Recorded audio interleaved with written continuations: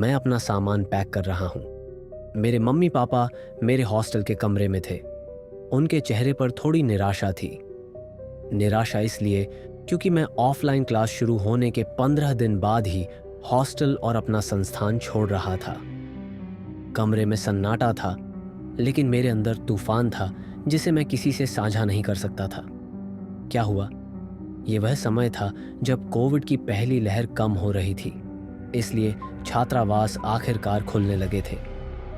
मेरे मन में मिली-जुली भावना थी, लंबे समय के बाद ऑफलाइन कक्षा लेने के लिए उत्साहित और पहली बार घर से दूर जाने की थोड़ी चिंता। मैं अपने माता-पिता के साथ विभिन्न संबद्ध छात्रावासों में जा रहा था। हमने पहले वाले में जाकर देखा और हमें वह बहुत बुरा लगा, क्योंकि वह बहुत विवादित था।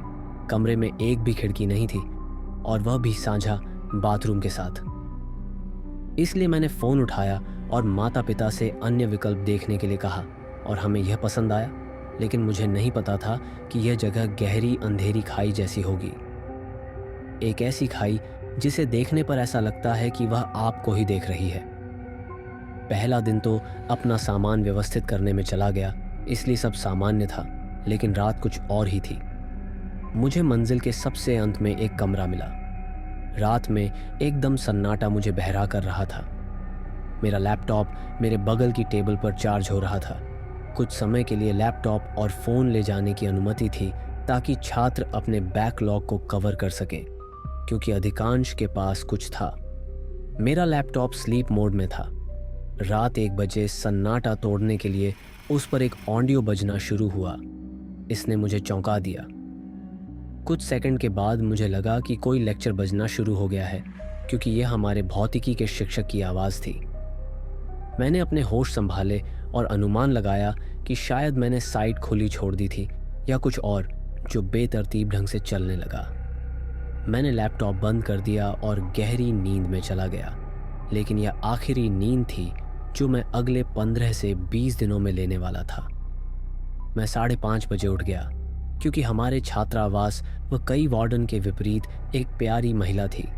उसने कहा, बेटा पूरी रात क्यों पढ़ रहे थे, और अगर पढ़ रहे हो तो हेडफोन इस्तेमाल कर लेते। हालांकि आवाज़ कम थी, लेकिन फिर भी राउंड लेते समय मैं इसे धीरे धीरे सुन सकता था। आगे से मत करना। मैं ऐसा था, हैं? मैं तो रात को पढ़ ही नहीं रही, कोई गलतफहमियां होंगी इनको, और इसे नज़रअंदाज कर दिया। अगले दिन बिल्कुल वैसा ही हुआ, और इस बार वह इतनी प्यारी नहीं थी। उसने कहा, लैपटॉप जब्त कर लूँगी अगर बात नहीं मानूंगी। मैंने लाड लिया मैडम के साथ, क्योंकि मुझे पूरा यकीन था कि मैंने लैपटॉप बंद कर दिया था। किसी तरह मामला ख़त्म हुआ। संस्थान के लिए निकलते समय मेरी बिल्डिंग का यह अनजान लड़का, जो द्वितीय वर्ष का ड्रॉपर था और वहाँ 3.5 साल से पढ़ रहा था, मेरे पास आया।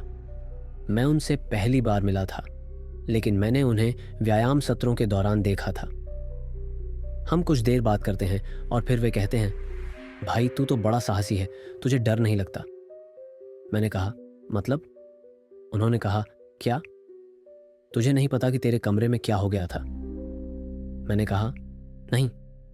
जाहिर तौर पर उन्होंने मुझे बताया कि मेरा कमरा छात्रों के लिए पूरे 2 साल बाद खोला गया था, क्योंकि उनके एक सहपाठी ने आत्महत्या कर ली थी।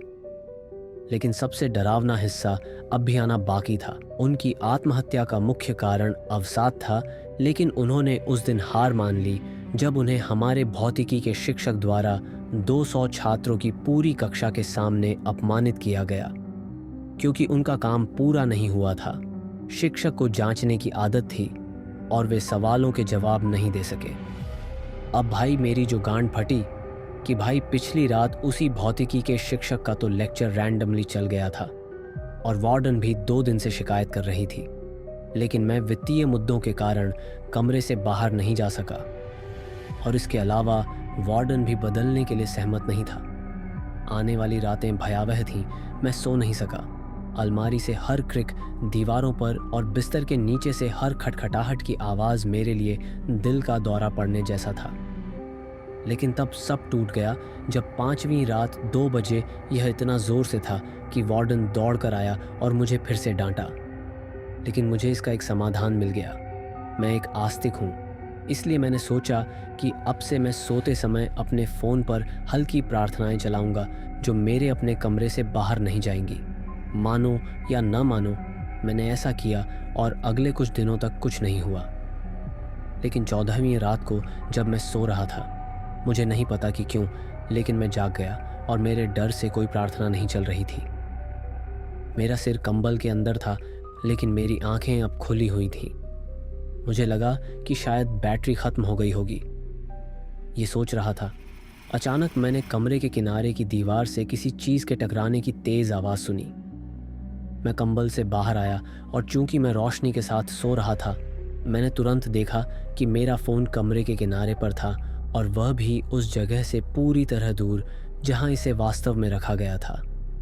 पूरी तरह से भयभीत होकर मैं वार्डन के पास भागी और उसका फ़ोन लेकर अपने माता पिता को फ़ोन किया।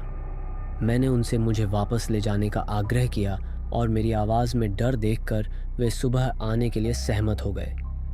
मैं कमरे में वापस नहीं गई और रात भर वार्डन की मेज़ के पास कुर्सी पर बैठी रही और मेरी आंखें अपने कमरे की दिशा में टिकी रहीं।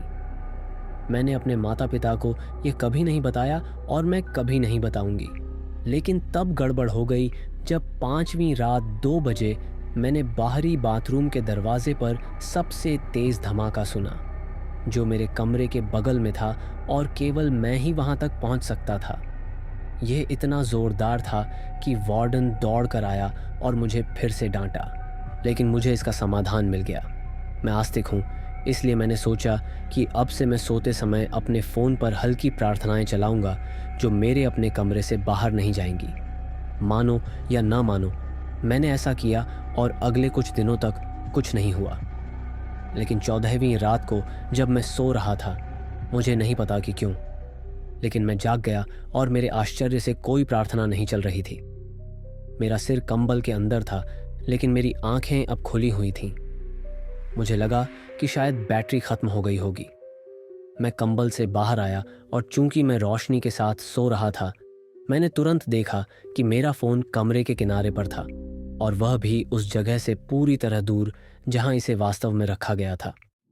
इस दौरान मैंने माता पिता से कुछ नहीं कहा, ये सोचकर कि शायद कुछ लॉजिक हो, लेकिन इसके बाद मैंने कहा, भाड़ में जाए यार।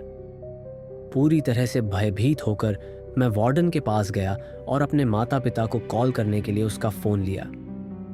मैंने उनसे मुझे वापस ले जाने का आग्रह किया और मेरी आवाज़ में डर देखकर वे सुबह आने के लिए सहमत हो गए। मैं कमरे में वापस नहीं गया और रात को नाइट वार्डन की मेज़ के पास कुर्सी पर अपनी आंखें अपने कमरे की दिशा में टिकाए हुए बिताई। मैंने यह बात अपने माता पिता को कभी नहीं बताई और मैं कभी नहीं बताऊंगा। मैं अपना सामान पैक कर रहा हूँ। मेरे मम्मी पापा मेरे हॉस्टल के कमरे में थे। उनके चेहरे पर थोड़ी निराशा थी। निराशा इसलिए क्योंकि मैं ऑफलाइन क्लास शुरू होने के 15 दिन बाद ही हॉस्टल और अपना संस्थान छोड़ रहा था। कमरे में सन्नाटा था, लेकिन मेरे अंदर तूफान था जिसे मैं किसी से साझा नहीं कर सकता था।